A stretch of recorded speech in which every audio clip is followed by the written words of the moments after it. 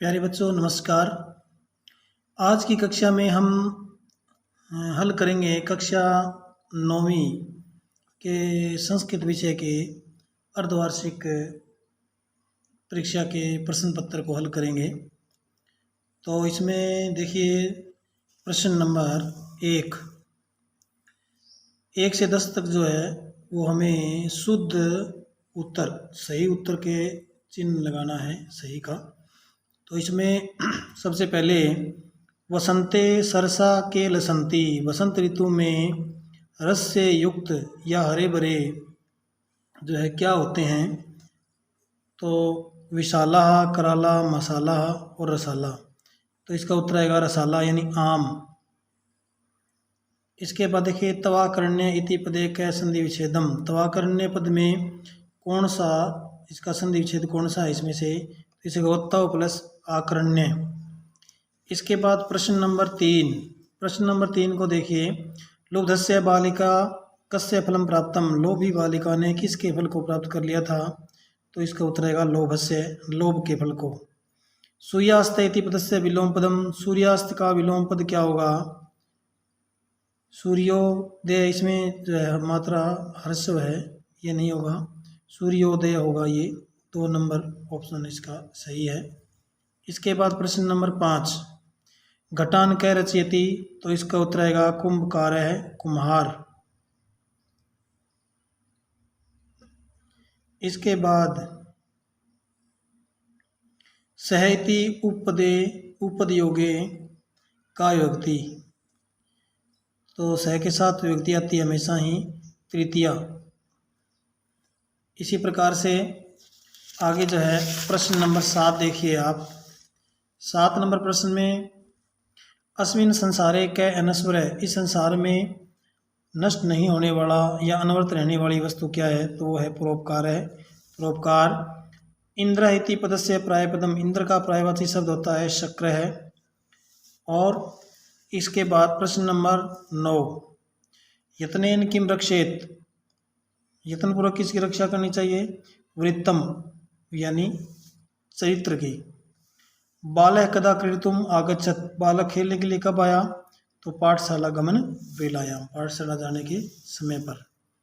आगे है पूछा गया है राम सदस्य तृतीय विभक्ति एक वचन, तृतीय विभक्ति के एक वचन में राम शब्द का क्या बनता है, तो इसमें आएगा रा में और ण, रामेण, ये उत्तर रहेगा इसका। बालक शब्द से चतुर्थी बहुवचने, बालक शब्द की चतुर्थी विभक्ति के बहुवचन में, तो बालकाय, बालकाभ्याम, बालके भय, इसमें होगा बालके भय, ये उत्तर आएगा इसका। आगे लता शब्द की पंचमी विभक्ति के द्विवचन में, तो इसमें होता है लता भ्याम। इसके बाद प्रश्न नंबर 14 पठ धातु लट लकार प्रथम पुरुष व बहुवचन में होता है पठंती, और भू धातु आगे लोट लकार उत्तम पुरुष और बहुवचन में बनता है भय व मैं, भवा में। इसी प्रकार से प्रश्न नंबर 16 पंचमी विभक्ति प्रयोगम कृत्वा, पंचमी विभक्ति का प्रयोग करके खालिस्तान की पूर्ति करनी है। जन है खालिस्तान बही अगस्ती, तो इसमें आएगा ग्रामात, ग्रामात, मात कहते हैं अनंत। बालक है सिंह, इसमें आएगा सिंघात, सिंघात विभूति। आगे है कर्ता, कारक की परिभाषा लिखनी थी, यानी स्वतंत्र है कर्ता, वाक्य में जो स्वतंत्र होकर के अपनी क्रिया को पूरी करता है वो कर्ता कहलाता है। जैसे राम पाठ पढ़ता है, यहाँ पर जो है कर्ता रहेगा राम, ये उदाहरण हो जाएगा इसका। इसी प्रकार से स्वर संधि परिभाषा लिखनी थी, स्वर संधि की परिभाषा कि आपस में मिलने वाले दोनों वर्ण स्वर हों तो उसे स्वर संधि कहते हैं, जैसे विद्या प्लस आलय, विद्यालय। इसी प्रकार से हमें आगे प्रश्नों को हल करना था। एक है परोपकार है एवस्मिन संसारे अनस्वर है, इस सूक्ति का भाव लिखना है, यानी सबसे पहले हमें इसके हिंदी से अर्थ बताएंगे। उसमें ये बताएंगे कि एक परोपकार ही इस संसार में कभी नष्ट नहीं होने वाला या अनवरत रहने वाली वस्तु है। यानी परोपकार ही निरंतर रहने वाला, हमेशा याद किया जाने वाली वस्तु है। इसलिए हमेशा मनुष्य को परोपकार करना चाहिए। अस्मिन् जगति प्रत्येकम स्व स्वकार्ये निमग्नो भवति, कि इस संसार में प्रत्येक अपने अपने काम में लगे हुए हैं। ये जो है इसकी हिंदी होगी, और उसके बाद इसका हम भाव लिखेंगे कि इस संसार में जो है प्रत्येक प्राणी अपने अपने काम में लगा हुआ है, और उनसे शिक्षा लेते हुए प्रत्येक प्राणी को, प्रत्येक मनुष्य को भी जो है खाली नहीं बैठना चाहिए। अपने काम को, जो उसका काम है वो काम हमें करना चाहिए। इसी प्रकार प्रश्न नंबर 21 में क्या करना था कि अधोलिखित श्लोकान पठित्वा पदत् प्रश्नानाम उत्तराणि संस्कृत पूर्ण वाक्य लिखित, पूर्ण वाक्य में उत्तर देने थे। वैति मंद मंदम स नीरे स मेरे कवि आत्मजाया, ये एक श्लोक है प्रथम पाठ का ही। तो इसमें जब पूछा गया है समीर कस्या तीरे बहती, हवा किसके किनारे पर बहती है, तो समीर है यमुनाया तीरे बहती, ये उतरेगा यमुनाया तीरे बहती। इसके बाद केसाम पंक्तिम अवलोक्य वीणाम निनादे, किसकी पंक्ति को देख करके वीणा बजाओ, तो इसका उत्तर आएगा मधु माधवी। देखो इसमें है मधु माधवी नाम नताम पंक्ति मालोक्य, ये होएगा मधु माधवी नाम नताम पंक्ति आलोक्य वीणाम निनादे। इसके बाद देखिए गए मंदम मंदम वायु कुत्र बहती,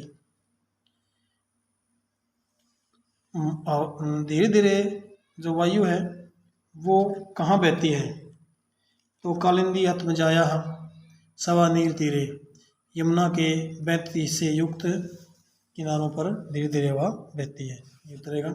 22 में पूछा है प्रिय वाक्य प्रदान सर्वेतु संति जंतु है तस्मात् तदेव वक्तव्यम वचने का दृढ़ता, तो इसका हमें प्रस्तुत श्लोक हमारी संस्कृत की पाठ्य पुस्तक यानी प्रसंग लिखेंगे। इसमें सेमुसी भाग प्रथम के सोक्ति मुक्तिकम नामक पाठ से लिया गया है। ये जो है चाणक्य नीति से है ये श्लोक, और इसमें मीठा वचन बोलने की, मीठी वाणी बोलने की बात कही गई है।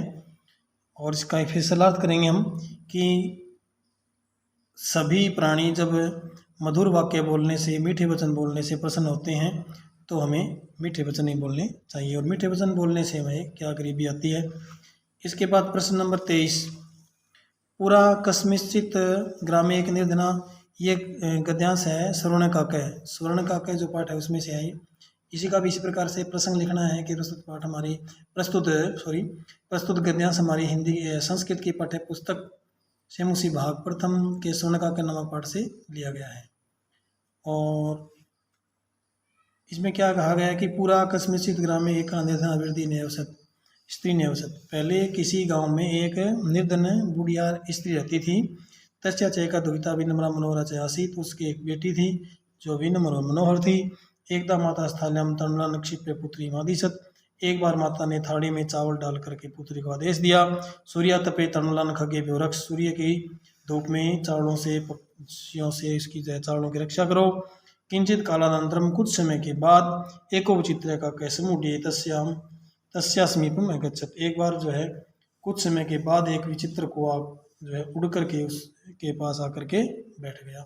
इस प्रकार से इसका जो है शब्दार्थ करेंगे। तो इस प्रकार हल करना था। धन्यवाद।